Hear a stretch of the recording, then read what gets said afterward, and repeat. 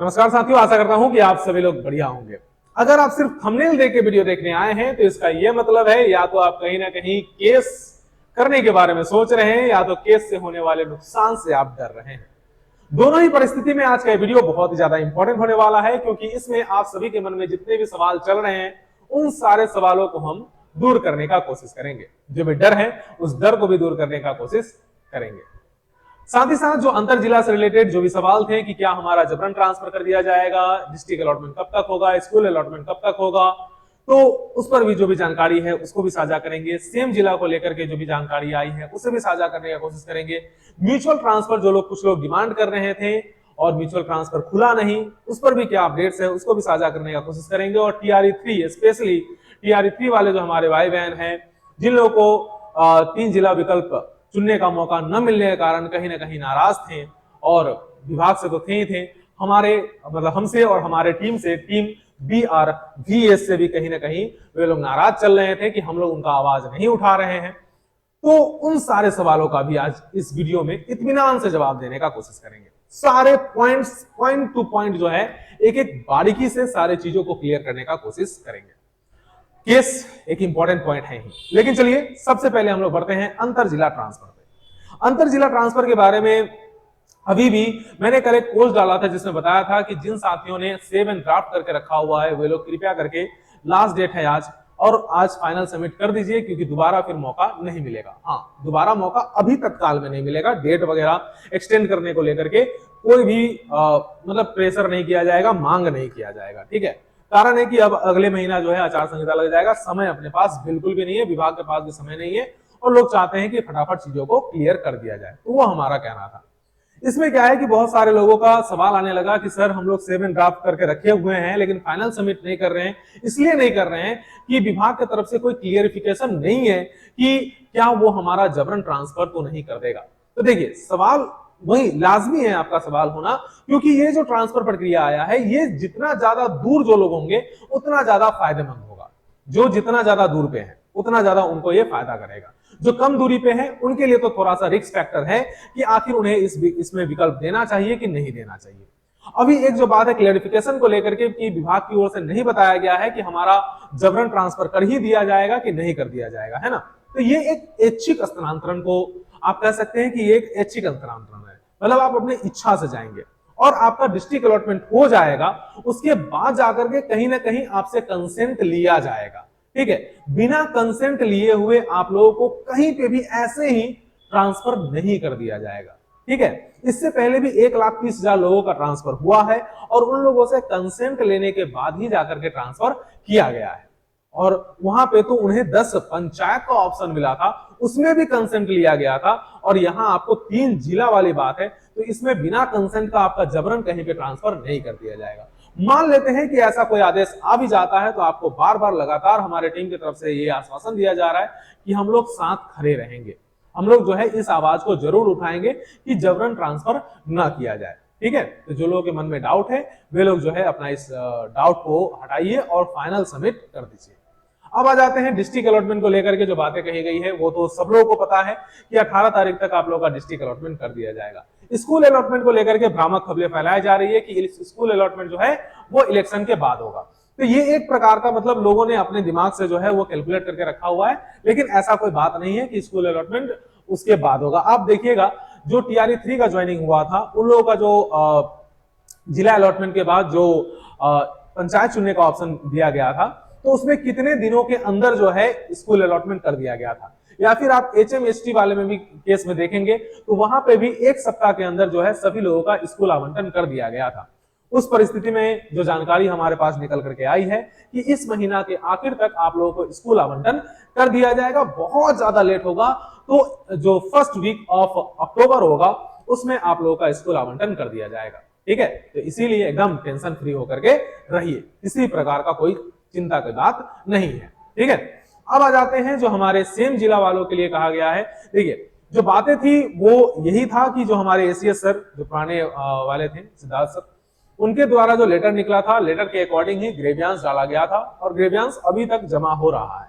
अगर आप नहीं डाले हैं तो ग्रेवियांस डाल दीजिए। उस पर जो है विभाग में मंथन चल रही है, कोई ना कोई क्लियरिफिकेशन जो है वो जल्द ही आप लोगों को सेम जिला को लेकर के भी नोटिस वगैरह जारी होगा, ठीक है, उस पर भी बातें चल रही है। तो इसीलिए आप लोग को भी घबराने की यहाँ पे कोई भी आवश्यकता नहीं है।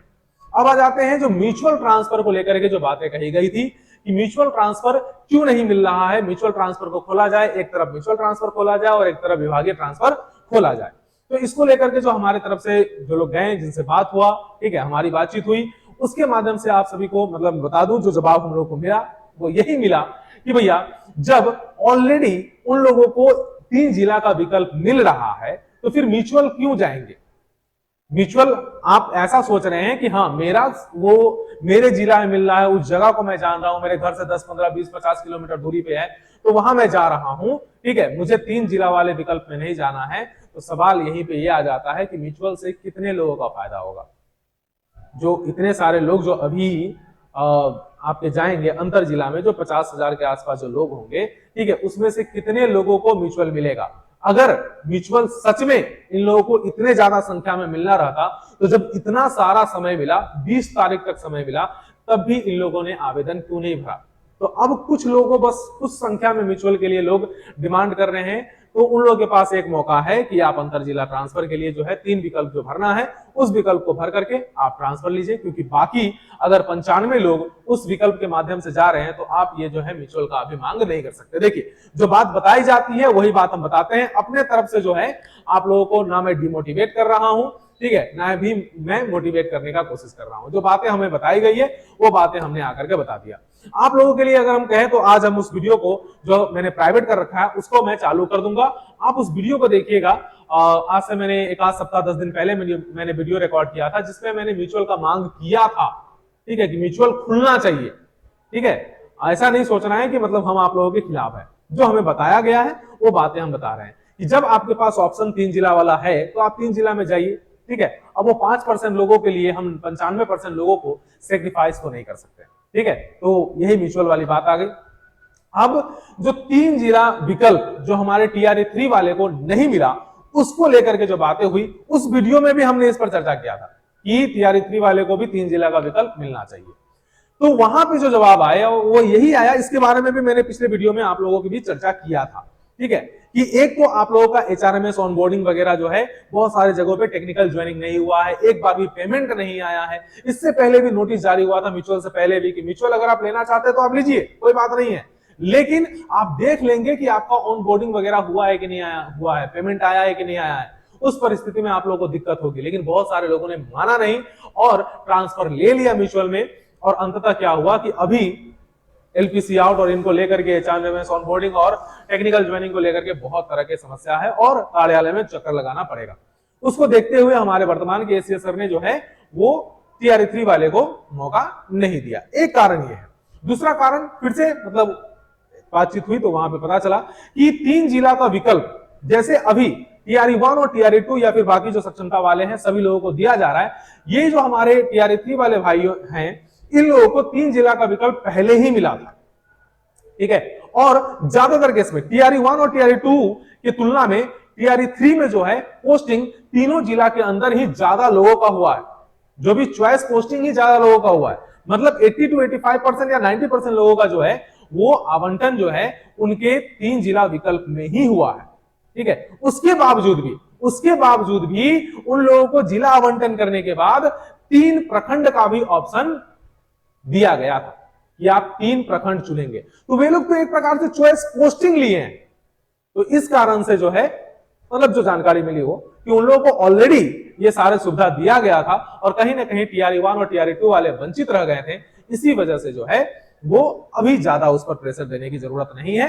हाँ, कुछ दिन बाद सकारात्मक चीजें चल रही है, डिस्कशन चल रहा है, चाहे वो सेम जिला हो, चाहे TRA 3 वाले हो, चाहे सक्षमता 2 वाले हो, सभी पर जो है सकारात्मक डिस्कशन चल रही है। उस पर जो भी पहलू निकल करके आएगी वो लोगों के सामने क्लियर कर दिया जाएगा और सभी लोगों का जल्द ट्रांसफर किया जाएगा, ठीक है। हो सकता है कि इलेक्शन से पहले तो नहीं, लेकिन इलेक्शन के बाद जो है उन लोगों का भी ट्रांसफर किया जाए, इसको लेकर के बातें कही गई है। अब बहुत सारे लोग आप में से जो है वो कमेंट में अपना जो भी है शुरू हो जाएंगे, मुझे मालूम है, लेकिन कोई बात नहीं है, आप शुरू हुई है। लेकिन जो बातें हैं जो हम लोगों को बताई गई है वो बातें हम आप सभी को बता दिए कि म्यूचुअल को लेकर के मैं पर्सनली क्यों नहीं ज्यादा बोल पाया, तो वही कारण था टीआरई 3 को लेकर के भी क्यों ज्यादा नहीं बोल पाया, क्योंकि एचआरएमएस ऑनबोर्डिंग वगैरह को लेकर के प्रॉब्लम थी और ऑलरेडी 3 ऑप्शन मिला ही था, तो इसको लेकर के भी बातें कही गई थी। हाँ, उसमें भी बहुत सारे ऐसे हमारे बहन हैं, भाई हैं जो 400-500 किलोमीटर दूर है, उन लोगों को 3 जिला विकल्प नहीं मिला, दूर कहीं ना कहीं फंसे हुए हैं, तो उन लोगों को भी वहां से लाना जरूरी है, लेकिन उससे पहले टेक्निकल ज्वाइनिंग पेमेंट वगैरह आ जाए, उसके बाद जो है सभी लोगों के लिए आवाज उठाई जाएगी। अब आ जाते हैं जो आज का सबसे मेन मुद्दा है, वो है केस को लेकर के। तो केस को लेकर के जितने भी लोग उतावले हो रहे हैं कि ये सोच रहे हैं कि केस कर देते हैं, तो देखिए टीआरई 1 और टीआरई 2 वाले के पास पॉइंट है केस करने का, वो बात तो एकदम क्लियर है। चाहे वो पटना जिला में पति जिन लोगों का वो हो गया था, डिस्ट्रिक्ट अलॉटमेंट वगैरह हुआ था, मतलब बाकी सभी जिला में हुआ था, लेकिन पटना जिला के जो हस्बैंड्स जो थे अपने वाइफ के पोस्टिंग के अकॉर्डिंग जो है वो पटना जिला जाना चाहते थे, उन लोगों को नहीं दिया गया, वहां पे एक पॉइंट मिल सकता है। जो 3432 वाले लोग थे जिन लोगों का वो हुआ डिस्ट्रिक्ट अलॉटमेंट हो गया लेकिन स्कूल आवंटन नहीं किया गया, वे लोग कर सकते हैं। जो 60,000 लोग बचे हुए थे जिन लोगों का ट्रांसफर नहीं हुआ और बिना बताए उस ट्रांसफर को रोक करके दूसरा ट्रांसफर शुरू कर दिया गया, तो उनके पास कुछ ना कुछ पॉइंट बन सकते हैं। लेकिन ये टीआरई 3 वाले जो केस करने के बारे में सोच रहे हैं, उनको हम बता दें कि आप जो जिस भी ग्राउंड पे आप केस करना चाह रहे हैं, मुझे तो समझ में नहीं आ रहा है, शायद आप लोगों को मे भी अब समझा दिया गया होगा तो वो अलग बात है, लेकिन कहीं पे कोई ग्राउंड एक्चुअल में बन नहीं रहा है टीआरई 3 वाले को केस करने का। सबसे पहली बात तो ये कि ट्रांसफर जो होता है वो एम्प्लॉयर का अधिकार होता है, एम्प्लॉय का नहीं। हम ट्रांसफर डिमांड नहीं कर सकते हैं, हाँ रिक्वेस्ट कर सकते हैं, सब कुछ कर सकते हैं, लेकिन जब आप वहां पे कोर्ट में जाते हैं तो वो आपका एक ऑफिशियली डिमांड हो जाता है कि आप उस चीज का मांग कर रहे हैं, ठीक है। तो ऐसा नहीं है, आप कहीं पे भी देख लीजिएगा, एक बार गूगल तो कर लीजिए, गूगल पे देख लीजिएगा कि वो एम्प्लॉय का डिमांड नहीं हो सकता है कि मुझे ट्रांसफर चाहिए, ठीक है। वो एम्प्लॉयर के ऊपर होता है। आपके ज्वाइनिंग लेटर में लिखा हुआ है कि आपका जब भी मर्जी होगा तभी ट्रांसफर कर दिया जाएगा, वो विभाग अपने अनुसार करेगा, ठीक है, लेकिन आप उसके लिए मांग नहीं कर सकते। हाँ, ऐसा हो सकता है ये टीआरई 1 टीआरई 2 के केस में है, लेकिन टीआरई 3 के केस में नहीं है, क्योंकि इसमें जो है आपके लिए आया ही नहीं था। आपके लिए जब आया ही नहीं था तो आप इसका मांग कैसे कर सकते हैं, ठीक है। अब बाकी जो भी बातें हैं सुनिए। दूसरी बात, अगर आप केस करने जाते भी हैं तो इस बात को ध्यान में आपको रखना चाहिए कि आप अभी प्रोबेशन पीरियड में हैं, हम लोग भी अभी प्रोबेशन पीरियड में हैं। हम लोगों ने अब तक केस नहीं किया, टीआरई 1 टीआरई 2 इतना कुछ होने के बावजूद भी केस में नहीं जा रहे हैं, कुछ ना कुछ कारण होगा तभी नहीं जा रहे हैं। एक बार जो हमारा जो भी कंडक्ट्स हैं उसको एक बार रूल्स एंड रेगुलेशन कुछ कंडक्ट्स हैं 1975, वो वाला एक बार आप पढ़िए, उसमें जो है आपको जानकारी मिल जाएगा कि आप केस में जा रहे हैं तो कैसे जा रहे हैं। अगर आप कोई धरना प्रदर्शन देने की कर रहे हैं तो कैसे दीजिएगा, अगर आप कोई आंदोलन करना चाह रहे हैं तो कैसे कीजिएगा, उसमें सारी बातें बताई गई है। आप ऐसे नहीं जाकर के केस कर दीजिएगा। सबसे पहले जो है जो प्रक्रिया होता है उसको हम बताते हैं। सबसे पहले तो आपको विभाग को एक लिखित आवेदन देना होगा, आपका जो भी डिमांड है, जो भी रिक्वेस्ट है उसको लेकर के, और विभाग को एक समय देना होगा, 25 दिन 1 महीना का समय देना होगा। तब तक उनका जो है रेस्पॉन्स का आपको इंतजार करना होगा कि वो रेस्पॉन्स आपको करते हैं कि नहीं करते हैं। अगर फिर भी कोई रेस्पॉन्स नहीं आता है तो फिर वो कॉपी लेकर के और सारे कॉपी लेकर के तब आप जाइएगा हाई कोर्ट। वो भी कब जाइएगा, जब आपका प्रोबेशन खत्म हो जाएगा तब ना जाइएगा, पहले जाइएगा, पहले जाकर के मांगना शुरू कर दीजिएगा। प्रोबेशन पीरियड में आपको मांगने का अधिकार नहीं होता है, सिंपल सी बात है, ठीक है। प्रोबेशन पीरियड में तो फिर भी आप जा रहे हैं, चलिए मान लिए, तो उसके लिए भी क्या कहां जाइएगा, पहले विभाग में जाइएगा, उसके बाद जाकर के आप कोर्ट में जाइएगा, ठीक, कोर्ट में जाइएगा। और ये एक मुद्दा हो गया। दूसरा मुद्दा, अब आपको केस करने के लिए चाहिए पैसा। पैसा आप कहां मंगाइएगा, क्यूआर कोड पे। एक क्यूआर कोड जारी किए थे हमारे ही साथी में से, टीआरई 1 वाले में से, निलंबित हो गए हैं। शायद निलंबन टूटा कि नहीं टूटा पता नहीं, अगर जो लोग आप लोगों को केस करने को लेकर के भड़का रहे हैं तो उन लोगों को पता होगा कि चीजें कैसे काम करती है। तो निलंबन हो गए थे क्यूआर कोड जारी करने की वजह से। और पिटिशनर बनने की बात, प्रोबेशन पीरियड में गलती से भी पिटिशनर नहीं बनिएगा, ठीक है। तो बस यही है। अगर आप सोच रहे हैं कि फिर भी हमारा बात ना माने, अगर आप करना चाह रहे हैं तो न्यायपालिका है, सबका अधिकार है, ठीक है। जिस प्रकार से आप एक टीचर है वैसे हम भी एक टीचर है, जैसे हम मेरा अधिकार है वैसे आपका भी अधिकार है, जाइए कोर्ट में केस कीजिए, ठीक है। बात बाकी बस ये मत बोलिएगा कि आप लोग को हम लोगों की तरफ से किसी प्रकार का समर्थन नहीं मिला था।